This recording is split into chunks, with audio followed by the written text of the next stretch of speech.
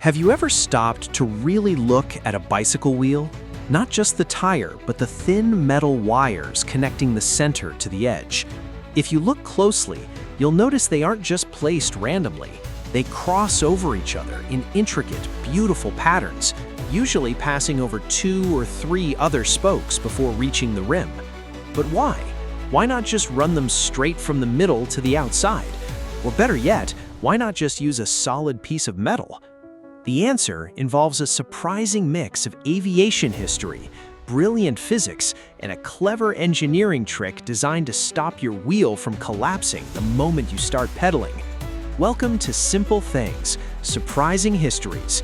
Today, we're untangling the fascinating secret behind bicycle spoke patterns.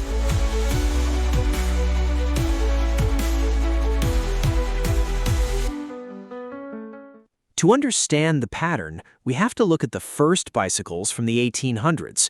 They used wheels made of solid wood and iron, exactly like horse-drawn wagons. They were incredibly heavy, stiff, and gave a ride so horribly bumpy that these early bikes were literally nicknamed bone shakers. Bicycle makers knew they needed a lighter wheel. Surprisingly, the solution didn't come from the cycling world, but from aviation. In 1808, an English engineer named Sir George Cayley was trying to build early flying machines. He needed a wheel that was feather-light but strong enough to survive a landing. He realized that instead of using heavy, solid wood to support weight, he could use thin cords of wire. Bicycle manufacturers soon adopted Cayley's wire spoke design. It was a massive leap forward, cutting the weight of the bicycle drastically. But thin wire comes with a huge problem. If you push down on a thin piece of wire, it bends and buckles instantly. So how on earth can wire spokes hold up a human being? The secret is that bicycle spokes do not work by being pushed, they work by being pulled. When a bicycle wheel is built, the spokes aren't just slotted in, they are tightened incredibly hard. They are pulled tight like the strings of a piano, putting the entire wheel under massive tension.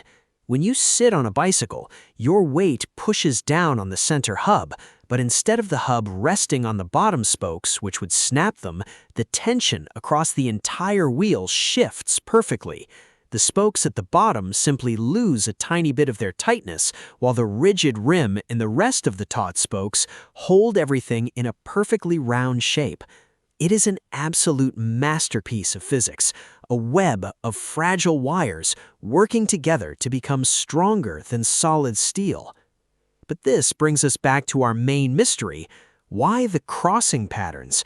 If tension is all that matters, why not just run the spokes in straight lines from the hub to the rim, like a sunburst? Well, you can run spokes straight. It's called a radial pattern, but there's a catch. Radial spokes are terrible at handling twisting forces, or what engineers call torque. Imagine you're at a red light. The light turns green, and you push hard on the pedals. The chain pulls forcefully on the center hub, trying to spin it. If your spokes were perfectly straight, the hub would twist slightly before the rim even moved.